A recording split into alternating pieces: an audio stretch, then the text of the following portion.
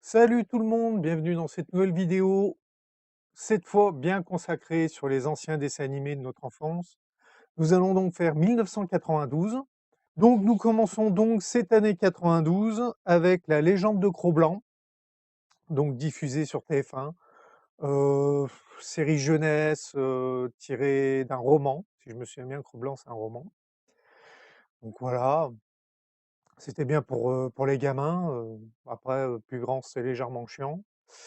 Donc on va passer à la série, suivante, Retour vers le futur, diffusé sur Antenne 2. Alors Retour vers le futur, le dessin animé, donc issu, des films Retour vers le futur. Donc, après Retour vers le futur 3, puisque dans le dessin animé, nous avons, les enfants de Doc et de la prof qui rencontrent dans le passé de Retour vers le futur 3. Alors j'ai pas pu vous mettre le générique, je le précise, pour ça que vous avez une image fixe. Pour la simple raison que toutes les versions que j'ai trouvées étaient dégueulasses et comme le fait d'enregistrer, enregistrer, recompresser rend toujours mes images encore plus mauvaises, bon pour Retour vers le futur, je l'ai pas mis. Alors la série était sympa, moi je l'aimais bien parce que bon, ils allaient dans le passé, on voyait certains trucs historiques. Heu, voilà, puis il y avait, bon, leurs 2 enfants, qui s'appelaient Jules et Verne.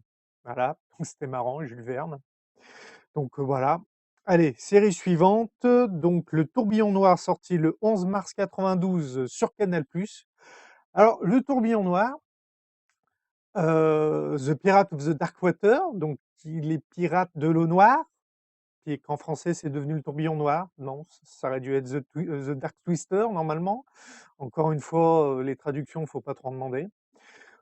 Série diffusée donc sur Canal+, elle a été diffusée qu'une fois et pourtant j'en garde le souvenir.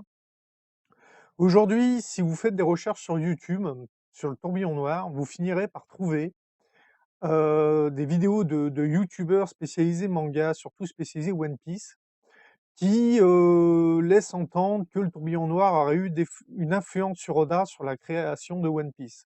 Alors ce sont des rumeurs, c'est les mecs qui s'imaginent des choses, sous prétexte que on retrouve certains événements dans le tourbillon noir qui ont, quelque chose de similaire dans One Piece. Bon, c'est pas comparable. Déjà parce que le tourbillon noir, c'est une série américaine, One Piece, c'est une série japonaise et ils voient pas les choses vraiment de la même manière, surtout à l'époque. Autant maintenant, ça commence à se rapprocher, on commence à trouver des séries américaines qui commencent à utiliser des codes manga, mais non, non, moi je pense qu'ils rêvent un peu. Sinon, c'était une bonne série qui était intéressante, par contre qui finit pas l'histoire, vu qu'il y a qu'une saison. Donc voilà. Donc on va passer à la série suivante, Pat Labor, diffusée le 8 avril 92 sur TF1. Alors, je suis un peu surpris parce que moi j'étais persuadé que Pat Labor avait été diffusé sur la 5 à l'origine. Mais bon, non, j'ai pas trouvé de date de diffusion sur la 5, j'ai trouvé qu'une date de diffusion sur TF1. Pat Labor, c'est une série de robots, futuristes.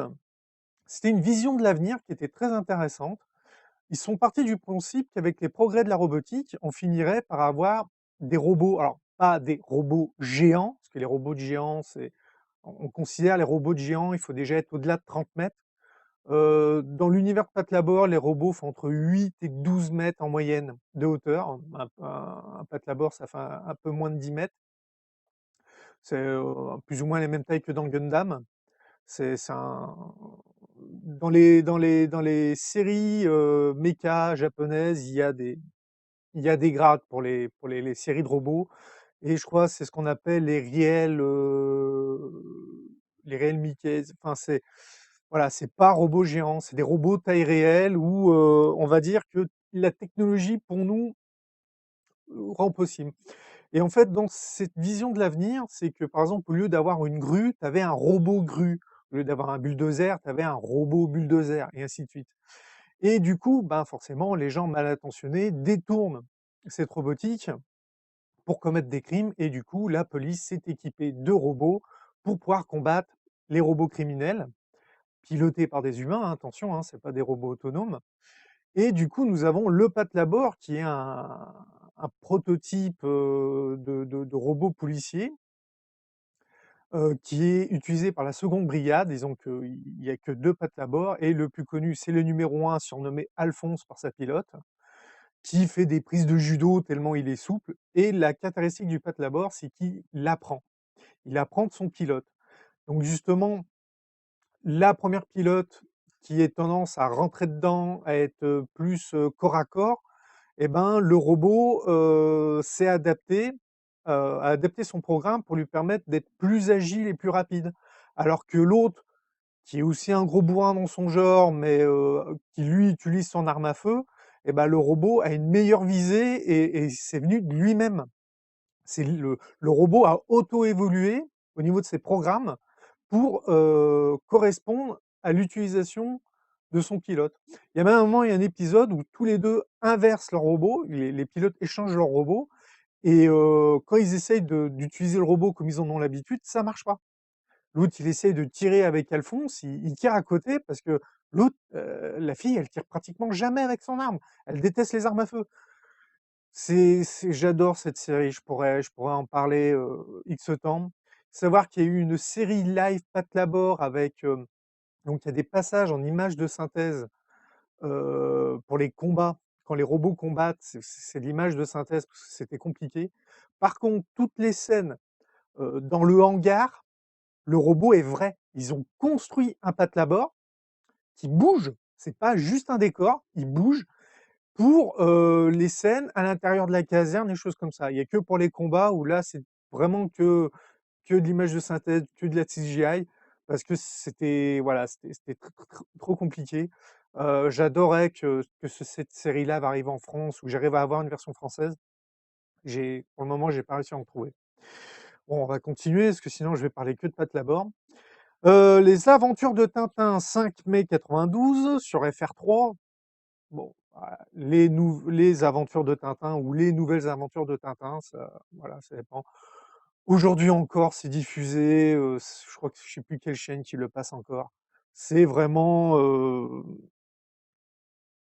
c'est voilà, c'est Tintin, l'adaptation de la bande dessinée franco-belge de Hergé. Rien de plus, rien de moins, parce qu'il me semble qu'ils se sont vraiment limités à exactement ce qu'il y a dans les bouquins. Pas comme les films d'animation où vous aviez par exemple le Temple du Soleil qui n'existe pas en BD. Donc pareil, Tintin a été adapté en film d'animation, voilà, c'est Tintin. Si vous ne connaissez pas Tintin et Milou, je peux rien pour vous, quoi. Ensuite, nous avons Draculito Monseigneur, 1er septembre 92 sur M6. Alors Draculito Monseigneur, ou Little Drac. C'était marrant, c'est un enfant vampire avec sa famille vampire. Tu te marrais parce que bon, il avait des pouvoirs, il avait une voiture volante. Le père qui essayait d'être vraiment dans le rôle du méchant vampire, alors qu'en fait, dès qu'il est devant ses gamins, c'est un vrai père poule. Tu Igor qui torturait une espèce de mort-vivant à longueur de journée. Enfin, voilà, c'était une espèce de famille Adams, mais version vampire. Très drôle, moi j'adorais. Ça fait partie des séries d'M6 Kids de l'époque. Quand ils ont commencé à faire M6 Kids pour concurrencer le Club Dorothée, ben, il aura fallu. Ils n'ont pas mis d'animation japonaise, ils ont surtout mis d'animation américaine. Et du coup, on s'est retrouvé, ou française, bien sûr. Et on s'est retrouvé, voilà. Donc ensuite, nous avons Bayard Commando, 5 septembre 92. Donc pareil sur M6, programme d'M6 Kids. De toute façon, là, c'est clairement des programmes de rentrée, vu que c'est septembre.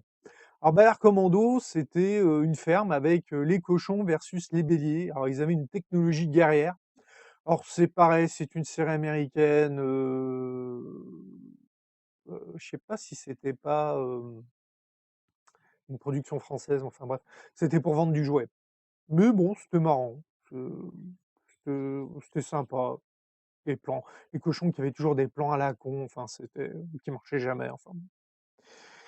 Ensuite, nous passons à Ranma 1/2, donc un peu de manga quand même. 9 septembre 92 sur TF1, donc pareil, programme de rentrée. Bon, bah, Ranma 1/2, voilà, bon, le générique de Bernard Minet, moi je préfère le générique original. Sans être 3/4 du temps, je préfère le générique original. Il y a que pour, Cobra, je préfère le générique français pour Cobra. Le générique français est vraiment bien. Et sinon, mon Ranma 1/2, le garçon qui, à cause d'une malédiction, se transforme en fille au contact de l'eau froide et redevient un garçon au contact de l'eau chaude. Son père, qui a aussi une malédiction, lui, se transforme en panda au contact de l'eau froide. Et il est fiancé à, du coup, la troisième fille du meilleur ami de son père, qui étaient donc des condisciples, ils avaient le même maître. C'est le principe des mariages arrangés entre écoles d'arts martiaux. Ça peut nous paraître très bizarre à notre époque, mais au Japon, pas tant que ça. Même encore maintenant, ça continue plus ou moins d'exister, les mariages arrangés dans les grandes entreprises qui existent depuis des centaines d'années. Ils font même des fusions d'entreprises par mariage, enfin bon, c'est très compliqué. Donc c'est vrai que pour nous, c'était, ouais, ils se retrouvent avec un mariage. Donc autre chose, pareil, dans le générique, on voit, donc en français, on l'appelait Adeline, je me rappelle plus de son nom japonais, avec les cheveux longs, alors que si je me souviens bien, très tôt dans la série, elle a les cheveux courts, elle se retrouve à devoir se couper les cheveux. Donc tout le générique où elle a les cheveux longs, bon, c'est pareil, mais bon, au Japon, ils changent les génériques au fur et à mesure, alors que nous, en France, on se retrouve avec le même générique tout le long. Donc Ranma 1/2 en France, c'est chez Glénat avec 35 tomes, si vous voulez connaître la fin, parce que la série animée ne va pas jusqu'au bout de l'histoire. C'est une bonne série aussi, c'était un bon shonen, c'était bien marrant. Donc forcément, ça a fait gueuler Famille de France, parce que quand le garçon se transforme en fille, se balader les seins à l'air, ça lui vient pas à l'idée, lui. Dans sa tête, il fonctionne en garçon, donc on lui dit: «Ah, habille-toi, t'as les Michel et tout», il est là: «Ah ouais». Ça voilà, ça lui passe complètement au-dessus. Mais bon, voilà, ça fait partie des séries pour garçons adolescents, donc il faut titiller leur libido. Donc ensuite, on va passer à Les Razmequettes, 17 octobre 92 sur Canal+. Alors, c'est pareil, Les Razmequettes, beaucoup de gens l'ont vu sur FR3, sur France Région 3. Donc moi, c'est plus ou moins comme ça que je l'ai connu, bien que je me souviens, je crois avoir vu au début sur Canal+. Mais la série m'intéressait pas tellement. C'était une série américaine, made in Nicole de Léon. C'était vraiment pour les petits. Et moi, ça me confortait dans l'idée de me dire, quand j'entendais Famille de France qui gueulait contre l'animation japonaise et que je leur disais: «Ouais, enfin, vous mettez des trucs américains qui volent pas haut, quoi». C'est alors c'était pas moche, mais c'est bien pour des moins de 8 ans, quoi, en fait. Déjà, à partir de 8 ans, tu es là, tu commences déjà à te dire: «Voilà, c'est quoi ce truc moche?» Sinon, c'était sympa, à regarder de temps en temps, mais voilà, pas se moquer. D'ailleurs, qu'il y a eu une suite, mais bon, j'en parlerai au moment où on sera sur la suite. Ah, les aventures de Carlos. Alors, 13 novembre 92 sur Canal+, j'ai dû le voir sur une autre chaîne. Alors, les aventures de Carlos, c'était une petite série, basée donc sur le chanteur Carlos. D'ailleurs, c'est pour ça que vous le voyez là en ce moment dans le générique, parce que forcément c'est lui qui chante le générique. C'était marrant, mais on s'en serait passé, quoi, en fait. Surtout, c'était bizarre quand il se transformait en taureau, enfin bon. Il me semble qu'il y a eu un jeu vidéo qui est injouable d'ailleurs, enfin bon, bref. Bon. Ensuite, nous avons l'École des champions, 25 novembre 92 sur TF1. Alors, l'École des champions, c'était tout simplement, la version plus ou moins française, non, même pas française, parce qu'à l'origine, c'est italienne.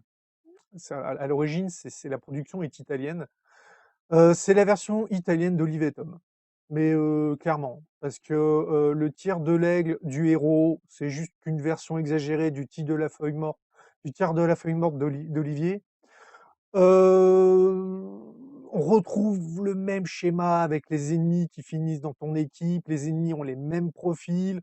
Heu, Pareil, le héros qui commence dans une équipe de merde et il gagne le championnat avec parce que, bah, forcément il les entraîne, il devient fort, enfin, il bon là, pour l'entraîneur, au lieu de prendre un ancien joueur, parce que dans Olivier Tom, l'entraîneur, c'est un ancien joueur brésilien, qui perd la vue. Là, dans l'école des champions, c'est un médecin. Bon. Sinon, ouais, à part que dans l'école de champion, au moins le héros il se fait la fille, quoi. Que dans Olive et Tom, c'est même pas il s'en rend compte. T'as vu la fille là-bas qui te supporte à tous les matchs, qui vient avec tous tes entraînements, qui quand tu rentres une fois en équipe professionnelle, quand tu rentres voir ta famille, elle est là, elle est chez toi. Tu vas lui sauter dessus un peu, elle attend que ça. Bah, ça lui vient pas l'idée. Olivier, il a qu'un petit ballon dans la tête. Au moins, dans l'école des champions, non, lui, je me rappelle même plus de son nom. En plus, c'est la sœur du blond avec qui il est ennemi au début. Enfin bon. Je crois que c'est Catherine, tiens, oui, tiens, voilà, je viens de me souvenir. Il me semble que c'est Catherine. Ah, aussi, l'autre chose, le fait qu'au début, il y a une fille qui joue dans l'équipe du héros et que les équipes mixtes sont possibles jusqu'à un certain âge. Après, on est obligé de les séparer. Et d'ailleurs, il me semble qu'elle finit, il y a un moment, elle joue, je sais pas si elle joue pas dans une équipe nationale féminine, enfin bon, enfin bref. L'école des champions, c'était bien pour faire plaisir au CSA, pour les quotas du CSA, parce que tu te retrouvais avec une œuvre européenne, comme ça, voilà. Ensuite, nous avons Batman, 5 décembre 92 sur Canal+. Donc c'est le Batman de la Warner Bros, c'est le premier Batman. Alors, je sais ce qu'on va me dire, ouais, mais moi, Batman, je l'ai vu sur FR3. Alors, ce Batman-là, effectivement, a été diffusé sur FR3 à partir du 28 février 94, donc 2 ans plus tard. Mais pour ceux qui avaient Canal+, ils l'ont vu 2 ans avant. Donc c'était de toutes les séries Batman, c'est une de mes préférées. Le Joker complètement psychopathe, Harley Quinn, qui, euh, qui est complètement folle, mais quand t'as Batman qui arrive, qui lui dit: «Si tu me dis ce qu'est en train de faire le Joker, je pourrais le sauver.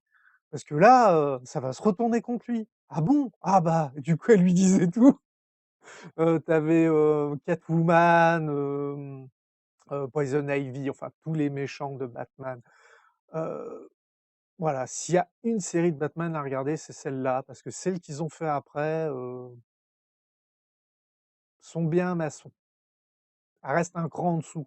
Celle-là, elle était vraiment, puis la Batmobile est bien mieux dans celui-là que dans ceux qu'ils ont fait derrière. Et enfin, pour finir, parce que bah, comme je fais qu'une année, ça fait plus court, Les Misérables, 21 décembre 92 sur TF1. Alors, adaptation du roman des Misérables, générique chanté par Dorothée, production française. Donc, pour faire simple, AD Productions, en partenariat du CSA et de Famille de France, vous présente l'adaptation des Misérables. Je ne peux pas dire autre chose. L'animation était bien. D'après ce que je m'en souviens, l'animation était quand même assez correcte. Le style graphique, par contre, bah, c'est vraiment du style graphique européen. On avait l'impression de voir une BD européenne. Ça respecte l'histoire du bouquin, donc là-dessus, il n'y a pas de problème. Enfin, d'un point de vue général, parce que forcément, ils ont brodé un peu sur certaines choses. Mais voilà. Si vous avez pas envie de lire Les Misérables, mais de connaître les grandes lignes de l'histoire, vous pouvez toujours essayer de chercher sur internet ce dessin animé qui vous montrera tout. Donc voilà, ça sera tout pour 1992.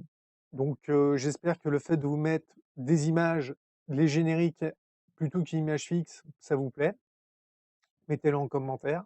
N'oubliez pas le pouce bleu, vous pouvez me soutenir sur Utip en regardant des pubs ou sur Tipeee en regardant des clips vidéo. C'est votre choix, ça fait 2-3 ronds. Moi, ça me permet de payer le logiciel de montage, voilà, d'améliorer certaines choses. Voilà, donc à la prochaine vidéo. Au revoir.